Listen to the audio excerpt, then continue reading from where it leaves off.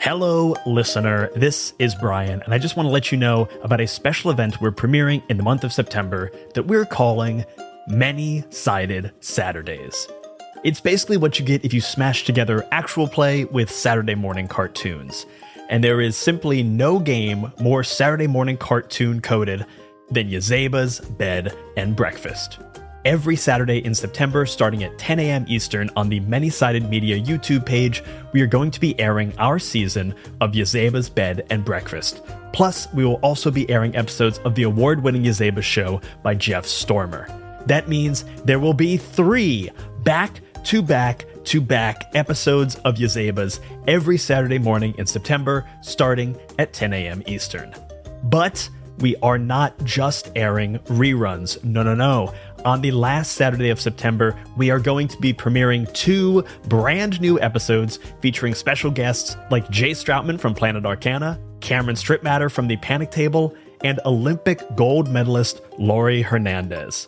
So tune in to the Many-Sided Media YouTube channel every Saturday in September, starting at 10 a.m. Eastern, to hear some great stories from Yazeba's Bed and Breakfast on Many-Sided Saturdays.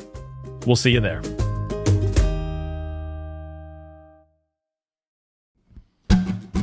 Stay as long as you want, or as long as you can. Stay as long as you like. I stayed for a night. Oh, I'm mistaken. I've lived here all my life. Nowhere to be, but everything to see. Okay, what's next? What's next? At Yazeba's Bed and Breakfast! Once upon a time, the world was cruel, and there was a witch who knew it well. And so she sold her heart to build a house in the woods where the world could never find her. At first, she would let no one into her fortress. But in the long march of days, a strange thing happened. In her own cold and spiteful way, the witch made a friend, and then another, and then several more until her house was teeming with colorful faces and complicated lives. The house would come to be known as Yazeba's Bed and Breakfast, and it would last for a very long time.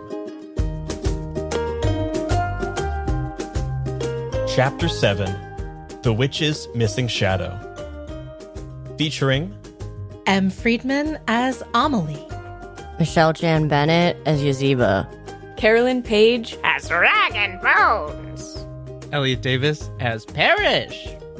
And Brian Flaherty as Sal. And your humble concierge. On the front door of Yazeba's Bed and Breakfast, there is a sign which reads, "No soliciting, trespassing, romancing, snooping, snitching, or unnecessary small talk. Welcome." Yazeba reserves her temper for those she catches violating these rules. But underneath that sign is a second, smaller sign, which reads, "Room for everyone." It is always September 15th inside the Bed and Breakfast, even if it's spring, winter, or fall outside, because September 15th is Yazeba's favorite day of the year. And on this particular September 15th, it was a blustery sort of day. With a wind that jeered and dove at anyone with loose papers, but did nothing to move the dark and heavy clouds overhead. Yazeba had been away for a while now on witchy business, a phrase which meant errands that Yazeba didn't want to do but had to. Amelie loathed when Yazeba went away, both because it meant some people would take it as an excuse to play loud music until very late at night, and that the witch would return in a horrible mood. And thus, Amelie knew precisely what to expect when they heard Yazeba's bicycle touch down against the front porch. The front door slammed open without her even touching it, and she strode into the Bed and Breakfast, a trail of battered leaves swirling across the threshold as she wrestled with the wind knots in her hair. With one gesture, her enormous fur coat perched itself on a rack. Her Her cigarette disappeared in a puff of smoke with a snap of her fingers, leaving ash mingling with the autumn leaves. Unacceptable. Amelie thought to themselves, analyzing the leaves. They turned to grab their dustpan from the broom closet, but realized it was missing. The only thing inside was an old wicker broom. Some people Yazeba groused into an empty foyer. just have no sense of perspective. They never see what or who is really important. I have no patience for it. Amelie passed her unnoticed and swish, swish, swish, brushed the leaves back out the door. Swish, swish, snap.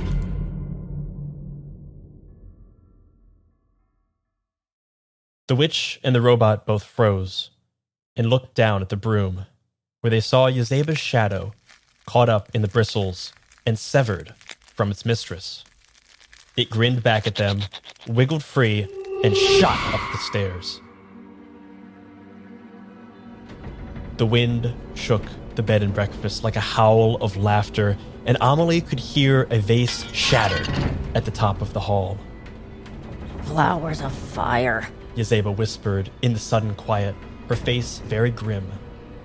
Did anyone see which way it went?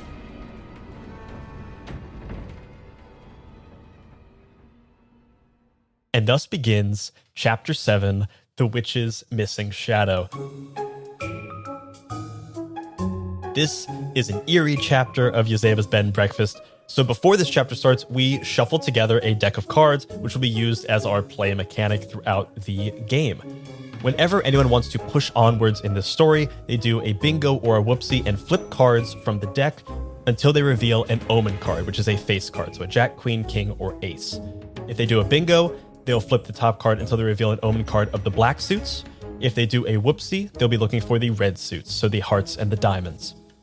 Whenever someone reveals an omen card of the correct color, they'll consult the chapter's rules to find out what happens next, and then we'll hold on to that omen card unless the rules say otherwise. These will be used for our housekeeping at the end of the session.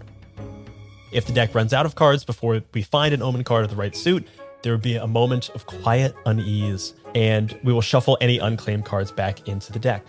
We can hear the shadows crashing around all throughout the bed and breakfast. You hear bangs and crashes from the various bedrooms and bathrooms and linen closets, all which are somehow next to each other regardless of which one you are in.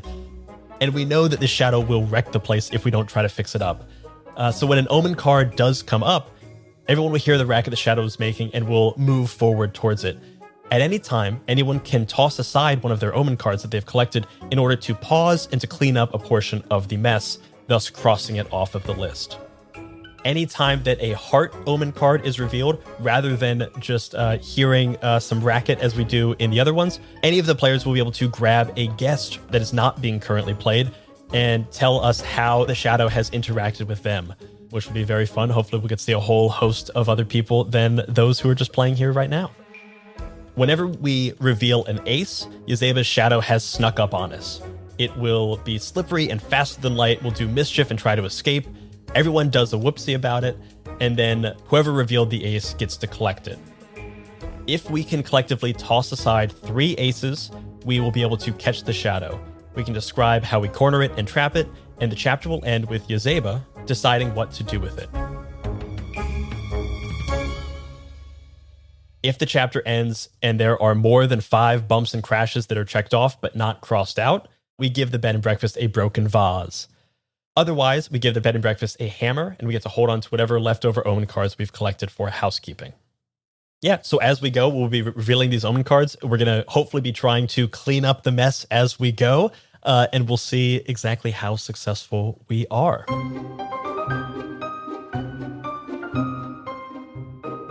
As the shadow scurries up the stairs, very quickly you begin to hear bang, clang, chang, screams from various parts of the bed and breakfast. 2 floors up, 3 floors up in the observatory, maybe in Yazeba's study, everywhere. As we open, we see down in the foyer, Yazeba and Amelie both looking agape up the stairs. And wandering in from the kitchen is a very confused Parish. Elliot, can you describe Parish for us? Yeah, Parish is a little frog who formerly was a knight, but currently a cook. And Parish steps out of the kitchen, apron still on, was in the middle of making some baked goods. Under the apron, a nice, like, multicolored handmade sweater. Maybe Yazeba made it when she was feeling in a good mood at one point. And a little bit of flour kind of speckled on. And then some jean shorts that are more like pants on Parish because of his little legs. And frog feet always showing. Not a shoe guy. Not a shoe guy. Parish, as you come into the room, what do you say? Oh, yeah. Parish comes. He's like, what's going on? What's that noise? So many messes. Embarrassingly enough, my shadow has detached itself from my form and is currently running amok upstairs. I think it's made its way to my study, regrettably enough. And as Yazeba buries her face in her hands, can you describe what Yazeba looks like?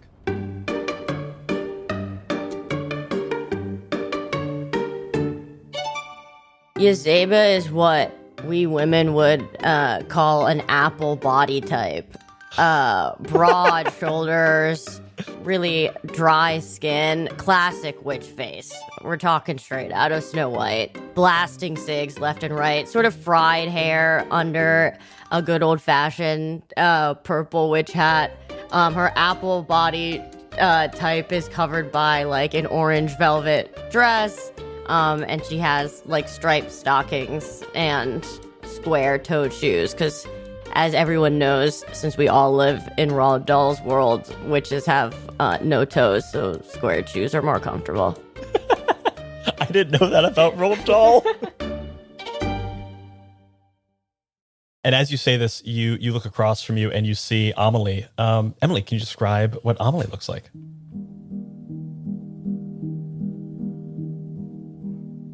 Amelie looks about as distressed at this moment as it is possible for a robot with a largely unmoving face to appear. But their bright, kind of twin pinpoint blue eye glowing beams have gotten as large as they can in their smooth metallic face. They are technically naked, aside from a bright yellow to pink ombre cape and a very fluffy pink feather duster. There's clearly at the height of Hey Kid and some other folks in the bed and breakfast, some strategically placed stickers of glittery types that have not yet been removed at the kind of shin level. And there is a distinct increasing vibration as this is happening. All of this is happening. They are not going to stay here for long. You all of a sudden hear a cry come out, whoa! And bang, bang, bang, bang, bang, bang. A bunch of, someone like basically kind of half falls, half runs down the stairs.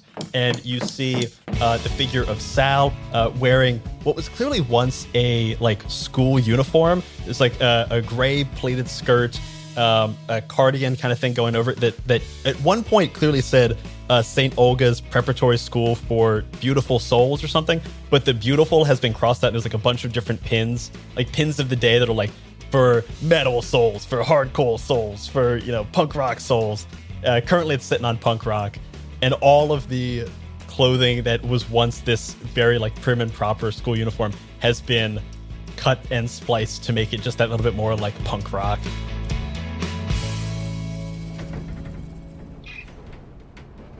Sal comes down and looks and goes, "Did you guys see that? It was wild. It had crazy eyes, and it ran past me, and it was like black as the night. It was super creepy, and it was banging into stuff, and it just seemed to be knocking over everything." Where is it headed? Last I saw it, it was heading up towards the observatory. But yeah, I don't know if it's still under construction, so I don't know if it's going to get in there. But I don't want it to get into Yazeba's room. I mean, whoa. There's a lot of breakables there. Yeah, we simply cannot have that. So many breakables. Parish runs into the kitchen. He's like, well, if it's a hunt we have on our hands, we need weapons. And he comes back with an armful of like whisks and spatulas and wooden spoons and is like, all right, everyone, take one.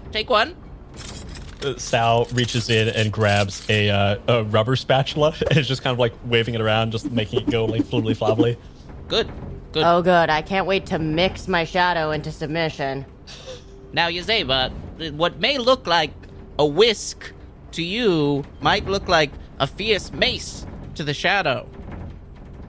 Yeah, I'm sure my shadow, who can bend the rules of physics and light, is really scared of your friggin' whisk.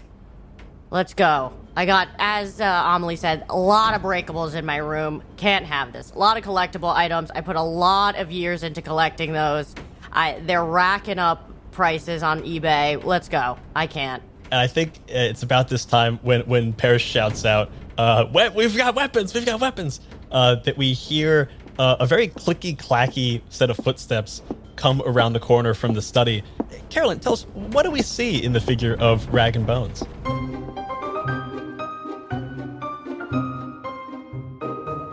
You behold with your eyes a skeleton. Just a skeleton. 5'5". And in the ribs of the skeleton, you see tiny pink little rat hands. And there's a rat in my rib cage. It's my little friend Ratto. Ratto, say hello. Rats. Okay, good job, Ratto. I hate Ratto. I heard a clattering. You see in the skeleton's arms, he's also holding a stack of very old, pretty valuable looking tomes that are a little dusty, as if they were on like a top shelf, hidden away somewhere. Yazeba, you're back. Cool. And then he just turns around and drops the tomes and then just like kicks them behind his shin to try and hide them. All right, you're lucky we need your brute strength, Mr. Muscles. Let's go upstairs. Go upstairs. Oh, Yazeba. He looks down and realizes, You don't have your shadow. Oh, this is delicious.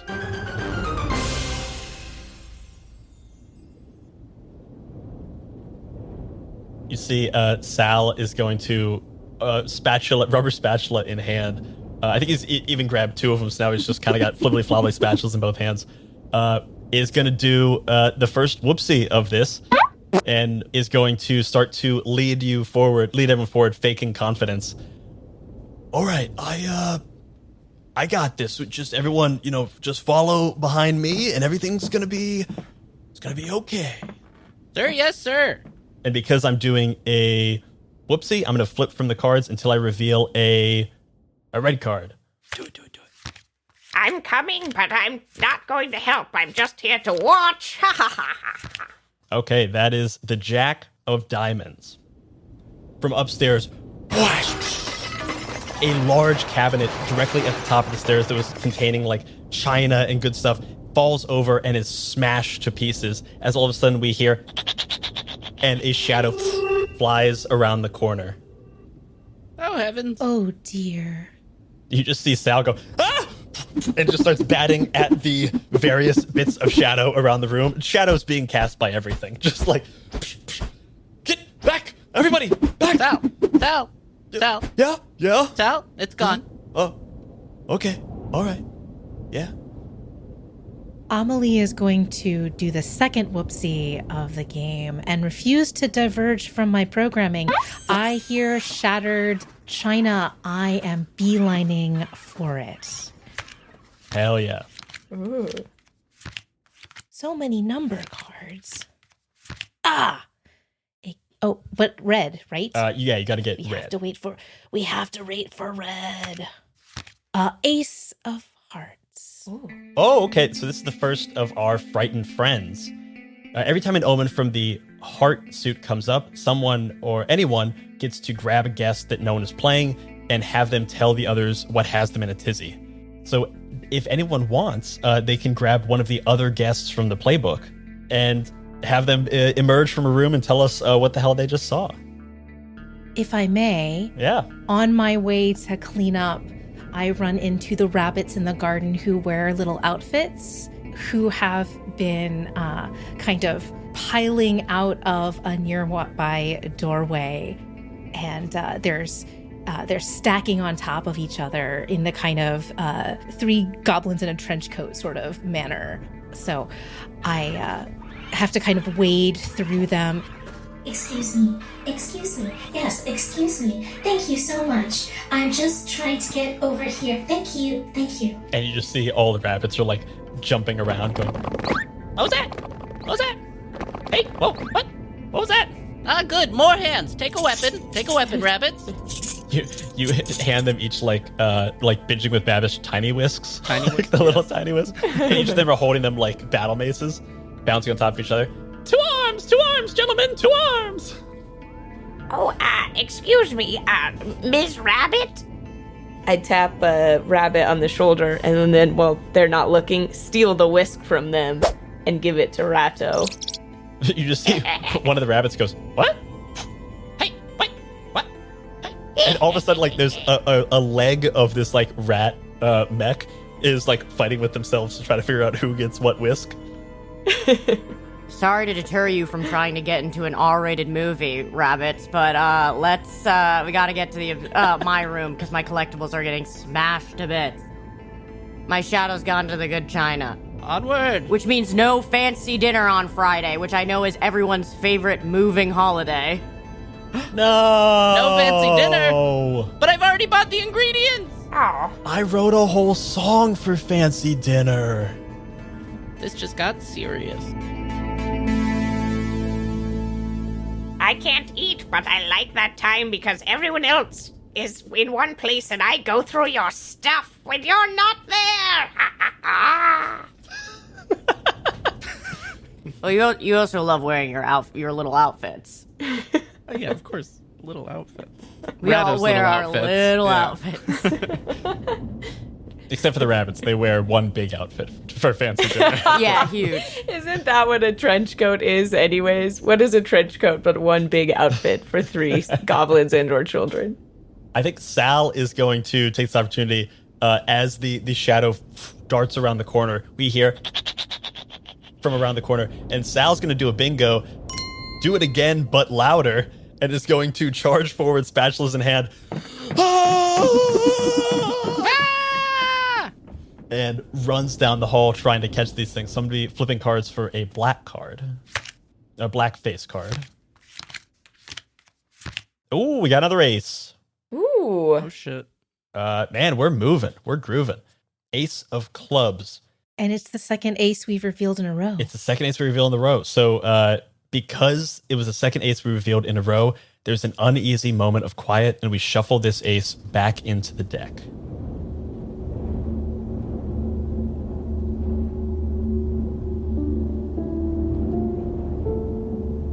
Everyone's really thinking about Friday dinner not being a possibility. Like, I think this just became real for I everyone. already had my little outfit, and I had the ingredients, and I had picked a recipe. Oh dear. You guys hear Sal go, "Oh, I got him!" and runs down the hall. You hear that voice just kind of slowly disappear. Ah!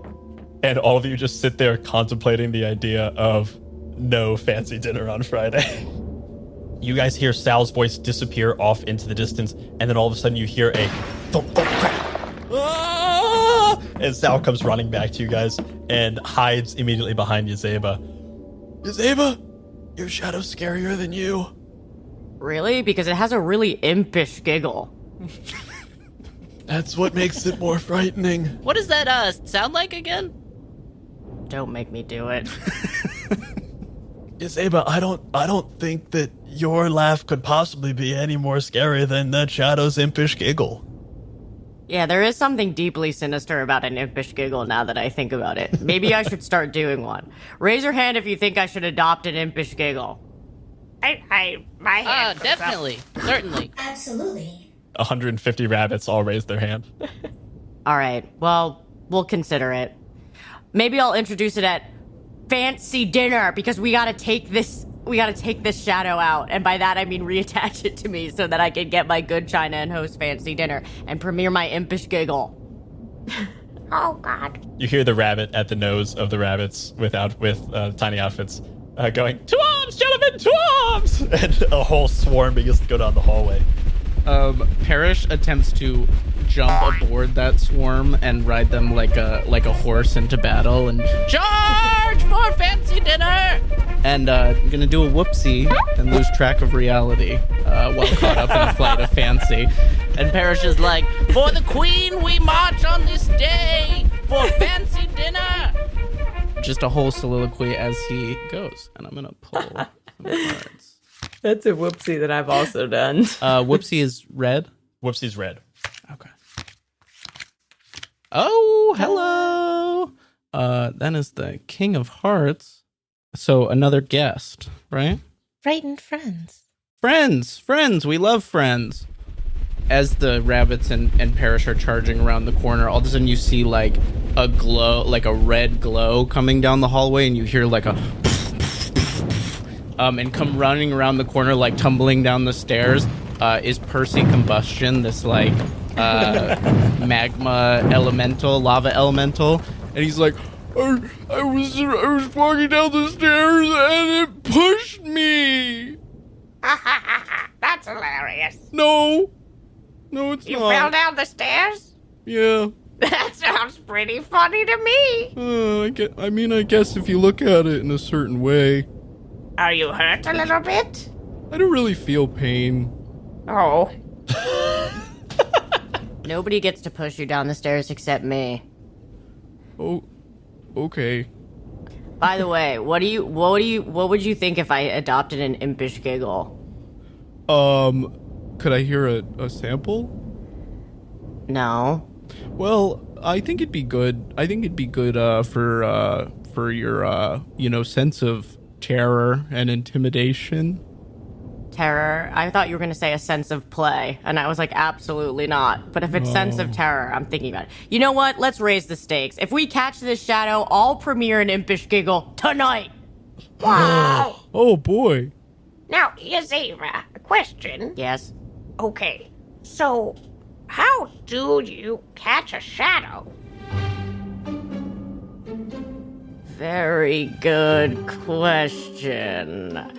You're a witch, though, right? You gotta have some kind of potion or magic butterfly net, or maybe a spell book that ends the whole world. I don't know. Where would you keep something like Or a that? rubber spatula? I got him! I got the spatulas! Well, I think I have to get in proximity to the shadow first. I'm thinking this is like a Peter Pan situation where I grab it by its ankles and then tie them to my ankles. Right. Okay. Who's got needle and thread and soap, if I remember that movie correctly? Yes, soap.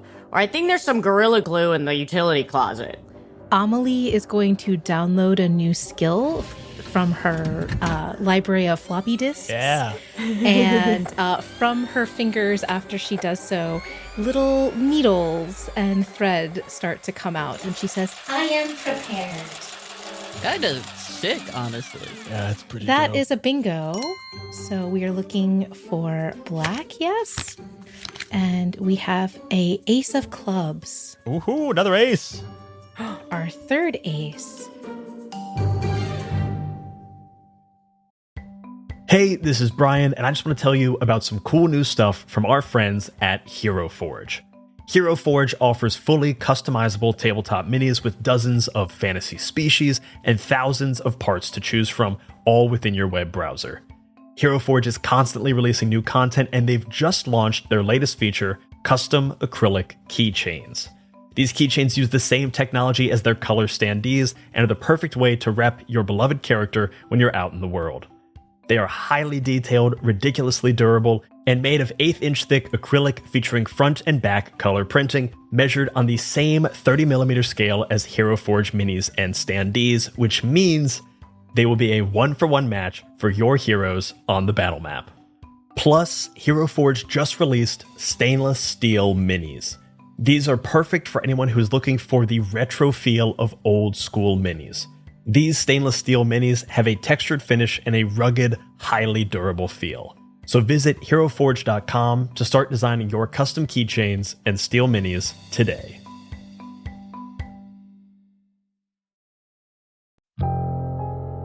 You see, looking up from the ground. Blood-red clouds boiling across the sky. You did ask me to bring the thunder. Dejin! Help! I've got the chalice, please! Well, if they're following you, then I guess that takes care of a loose end for me. All of you feel the earth beneath you shake and crack and break. I feel that I have failed both of you, and I am sorry for that. This has nothing to do with you being a bad leader. Do you want a countdown? Oh, I think I want a countdown. I wanted 3, to help. I always had good 2, intention. I 1. did not deserve to die. Now. The Lucky Die podcast is a weekly 5e Dungeons & Dragons actual play podcast. Join our adventure every Monday wherever you download podcasts by searching for The Lucky Die.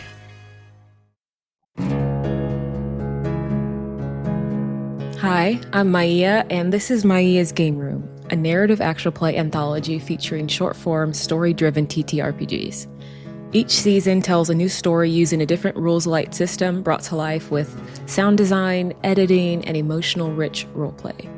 So, if you love cinematic storytelling and character-driven drama, come check out Season 1, set in the haunting world of the Electric State RPG. Just search Maia's Game Room wherever you get your podcasts. The shadow comes back to us and everyone does a whoopsie about it. Yes. Emily, why don't you describe what do we see as the shadow whips back forward? As the shadow whips forward, as my fingers have the Edward Scissorhands did up, I kind of short circuit very briefly and start sweeping up the rabbits. Thus sweeping up something that needs to stay put, or at least is not designed to be caught up in my kind of little dustpan, and then kind of come back to myself. Oh dear. As this rabbit cleaning cycle is beginning to go through, you see Sal in the background, just again feigning confidence as this shadow flies by, is just like a drummer attacking the walls in this like staccato rhythm. I got this. I think I got this.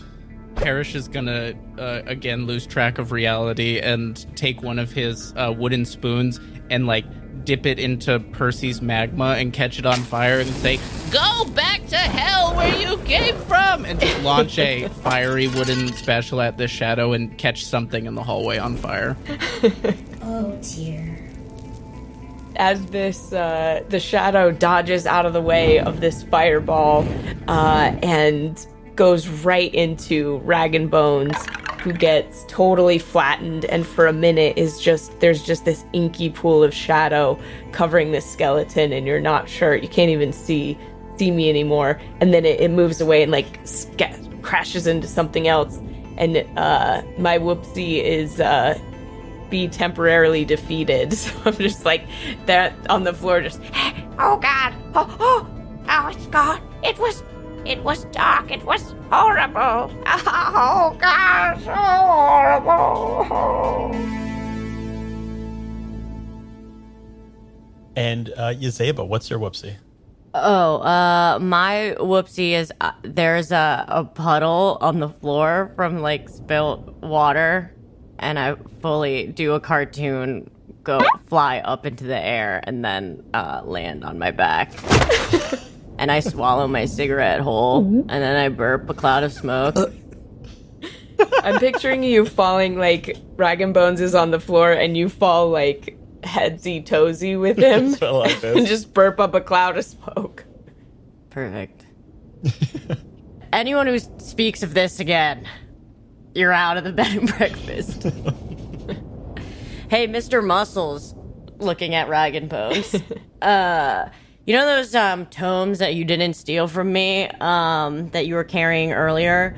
Do you have them? Because I kind of want to see if there's a summoning spell within them. There probably is a summoning spell in them, and I wasn't stealing them. I was putting them back because someone else stole them. I think probably Amelie did. They're tricky, and I think they stole them, but I don't even know what's in them, but there's probably a summoning spell on page 97. I have this one. I don't know. Yeah, that would just be your, your estimation. That would be your your educated guess. That's just a guess. I'm just a skeleton. Where the summoning spell was. Yeah. All right. I scroll through and see if I can find a summoning spell within the tomes. Are we, just so I have a sense, are we still in like the foyer, like entryway of this? I think we're up the stairs somewhere in the hallway. Yeah, we followed it at least a little bit. There was smashing. Smashing must be cleaned. We have followed the smashing as best we can. Sal is looking around and begins to like move forward slowly towards the way the shadow went, which is, of course, the most. It seems to be preternaturally aware. It seems to be incredibly aware of where the most destruction can be wrought, because after it hit this china cabinet, it is moving directly onto the room that Yazeba has reserved entirely for tinctures and potions and various vials of many sorts. And you can hear a smashing on a door as this shadow seems to be trying to get into this otherwise like hermetically sealed part of the bed and breakfast that the guests are normally not allowed into. As we hear bang, bang, bang. Oh god, not the tincture room. Frick a fire. You hear a little in the background like ding, and Parish is like, my lemon bars, and he like very quickly runs down, grabs a plate of lemon bars, and I'm gonna do a bingo of lift everyone's spirits with the perfect refreshments. And he's like, all right, now before we go into this into the tincture room, this heated combat, everybody grab a lemon bar. New recipe, lemon bar. Great. Very nice. Very. I'll take a lemon bar and put it in my skeleton mouth and just and kind of chomp it into crumbly bits that fall all around the little rat living in my rib cage, and the rat like nubbles the little pits and goes rat, rat, rat, rat, rat, rat. Especially because like every time I think of lemon bars, I always think of them as being like dusted with powdered sugar. So I'm just seeing this rat like dancing in this snow of lemon bar mash. Spinning around the spine. Yeah, like pole dancing, like around my spine. I love that. Yes. I fixed little lights on the inside of my rib cage so you can get, there's gels on them. It's all kinds of colors. It's a pretty good show. A front panel on Amelie's face kind of lifts entirely up to reveal a little cubby hole where the lemon bar sits, and it's closed again. There's a little bit of a kind of warm lemon fresh, almost easy bake oven kind of smell happening. And she says, "Thank you." Of course. Also, that skeleton questioned your honor before, and I just want to say, I don't stand for that sort of thing. And you didn't steal those books. I know. What are you gonna do about it, Frog? Listen here, you bag of bones. Ah! Now. Now we're gonna go into that tincture room, lemon bars and bellies, and we're gonna face this thing once and for all. You gonna help? No, probably not. Well, it's a pleasure to have you on board anyway. Amelie's kind of gotten a vacuum attachment out for the powdered sugar underneath Bag of Bones. I'm going to give a little kick to the frog, but I think maybe Parish would kind of hop out of the way, because I really, as sneaky as I want to be, I clatter with every step. I just like move. Really telegraphing your punches and stuff. Yeah. There's a big wind up, with one of these types of swinging. Why I oughta. Elliot, you can flip cards and see what your omen is. That's an ace. Oh, is that our third ace? That is our third ace. Is our third. So if we pull 3 aces, or do we have to get rid of 3 aces? So once we have 3 aces, we can get rid of them together to capture the shadow. So do you guys already have 2 aces at hand? We do.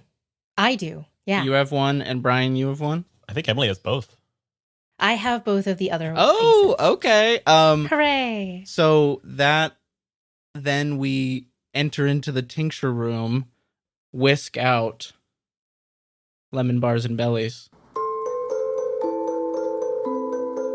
Now, everybody, surround it. We all charge into the tincture room.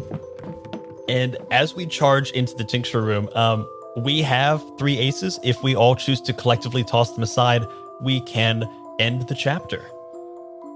So as we do, Yazeba, you get to dictate how the chapter ends and what you do with your shadow. All right, I have good news and bad news. The good news is that the summoning spell seems reasonably simple. The bad news is that the summoning spell is that I have to say something, I have to give a compliment to everyone in my surroundings. And while this may seem simple for a simple-minded person, I'm finding it extremely difficult to do so.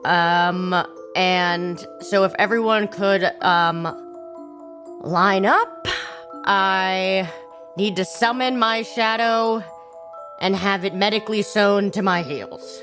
You see one of the rabbits, you hear like the rabbits start buzzing with conversation, and then one of them runs off, and you hear a bunch of other people start running down the hallway, all having heard, like, the message has been relayed throughout the bed and breakfast that Yazeba's doling out compliments, and everyone is coming to, like, come get them. No, shut the door, Okay. And, like, as this whole host of people starts coming in, he's just slowly shutting the door going, sorry, everybody.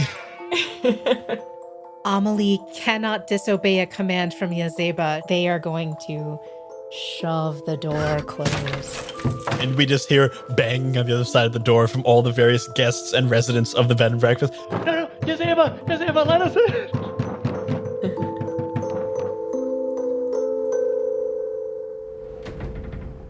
Yazeba looks around the room and sees, and browses through the intact, like, potions amidst a shelf, plucks one, uncorks it, and an astringent type of smell fills the room, and she says, this'll do, and drowns it in one shot, takes it like a shot. All right, who wants a compliment first? I do. I would like a compliment. Sal. You see Sal just kind of like posing, like kind of curtsies, and then kind of like bows, and it's kind of like showing you profile, giving you like finger guns, just like giving you a bunch of different poses that you could choose from. I find your juvenile search for identity irritating and borderline pathological, but it demands a certain element of creativity, and that is to be admired. Oh God, I need a cigarette. The body language on Sal is like a full-on sine wave. Like with every word, it's like all the way up, all the way down, all the way up, all the way down. But you see Sal kind of like tick through the fullness of the compliment and like realize it's a net positive. And big smile appears on Sal's face, and he just kind of shies back and goes, well, thanks, Yazeba. And it's just kind of holding his 2 spatulas in this kind of like nice, kind of like coy batting position. What's the shadow doing while this is happening? If I may, I kind of imagine that it is also rolling its eyes at these compliments, like it has the same kind of attitude you do, and it's just kind of like in the background getting hand on hip. You see there's a pile of like shadow vomit on the ground. Yeah, but I also think you've noticed it slow to a stop because we get the slightest idea that the spell is working. Mm-hmm. All right, who's next? Don't everyone jump at once. Well, I guess. Hey, listen. Lemon bars, outstanding today. I'll say it. Thank you. Okay. She's totally right. I think you nailed the recipe, like the powdered sugar topping with the crunchy sugar. I love the crunchy sugar. Little brulee. Yeah. The shadow goes stiff. Rado gives you a little thumbs up. Wipes the little powdered sugar off its nose. Parish hates Rag and Bones, loves Rado. Who's next? You see one of the little rabbits raises its hand. It's completely inefficient, but your way of traveling, one stacked on top of the other, takes a lot of core strength. Core strength I haven't had since my mid-20s. You see a bunch of the rats lift up their like shirts and they're just all chiseled. I mean, just full 8 to 12 packs, just rocking it. Oh my god, I'm dying. And you just see like all of them kind of like chirp back to each other, and then each of them, as well as the overall mech that they're controlling, all does a big thumbs up. Rag and Bones. Oh, I guess I'll take a compliment. I'll give you them out. While all of your other, and I cannot stress this enough, all of your other personality traits consistently undermine and overshadow it. Thank you. Your intelligence is far and above most of the boarders in the house. Numerically, you probably have the highest IQ. My head falls off. I catch it. I fumble and catch it in my hands. And then just... Oh, well. Oh, golly. I really like to think as you like fumble your head, it briefly rolls on the ground, and the shadow, even though it's frozen, like gives it a little kick. Just like it kicks it back, yeah. You can, it's not in any way possible, but you see just the faintest blush come into my skeletal cheeks as I'm holding my head in my hand, and then I just turn the head really quick and like hide it in my sternum so you can't see the face of it, and then affix it to my spine again once the blush has faded. The shadow has now scaled down to Yazeba's size and is flat on the ground, still stiff. Amelie. I'm at Yazeba's feet, kind of getting ready to machine sew. Yes? Enough with the floppy disks. We're all on the cloud. It's just easier at this point. You're carrying them around loose in your arms. It's like, it's embarrassing, but they hold a lot of information, and you always know the right one to use, particularly right now, when I need you to medically sew my shadow to my heels. Amelie is going to bingo and process a feeling not in their index. And a strange kindling of pride and more lemon bar smell comes out as this happens. And again, a metal face that should not flush does glow uncannily. And then I start. Yazeba's gritting her teeth, determined to not show any, determined to display high pain tolerance as her shadow is medically sewn onto her heels again. I think Sal's gonna come up to Yazeba and kind of go to the side that, like, I feel like most people are kind of like semicircle on one side. He's gonna kind of come around to the other side, and he's gonna do kind of a take on one of Sal's bingos to support someone, and it's just gonna go by and just kind of squeeze Yazeba's hand just a little bit, just kind of giving a little bit of support. That was really nice of you, Yazeba. I know that spell doesn't require those verbal components. Yazeba squeezes Sal's hands until we hear something crack. Just see Sal go, I won't tell anyone. I forget. What was I talking about? That's my picking hand. Someone give me a lemon bar. Oh, lemon bar coming right up. My face opens up and the lemon bar intact is available. Yazeba grabs the lemon bar and shoves it into her face in one bite to muzzle herself. It's still warm. Oven fresh. Base oven fresh. And as Yazeba has her shadow re-sewn to her heels through a strange new process that Amelie has found somewhere deep in their coding with these many floppy disks, the shadow reattaches and is now back under Yazeba's control. Yazeba, why don't you tell us one thing that your shadow does now that it's back under your control as we begin to pull out from this chapter? It reaches up and holds Sal's hand. Yazeba's shadow reaches up and holds Sal's hand. Sal holding on to one hand of Yazeba's shadow and one hand of Yazeba. Only one of those two in any way comfortable we begin to pull outside past the door, past the many rabbits that are standing, all, as we should be reminded, completely jacked. All the rabbits in the garden are jacked. Outside, They're doing burpees.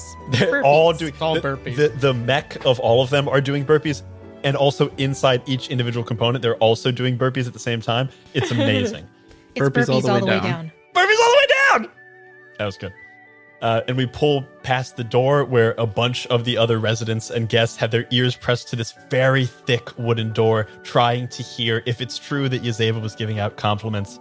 And it is very likely that they will never quite know the truth of what happened in the tincture room that day, as we pull further out from the bed and breakfast to see the bits of carnage left over, and out to the bed and breakfast as the sun is setting on yet another September 15th. And that's the end of Chapter 7, The Witch's Missing Shadow. I am Brian Flaherty, and I have been Sal. And I'm M. Friedman, and I have been Amelie. I'm Elliot Davis, and I have been Parish. I'm Carolyn Page, and I have been Rag and Bones. And Rats. Ratto. I'm Michelle Chan Bennett, and I've been Yazeba. The theme song for Yazeba's Bed and Breakfast was written and performed by Matt DeCaro. This episode features the song Yazeba's Shadow by Behold. Thanks for joining us. Bye-bye. Bye. Bye. Bye. I need a cig.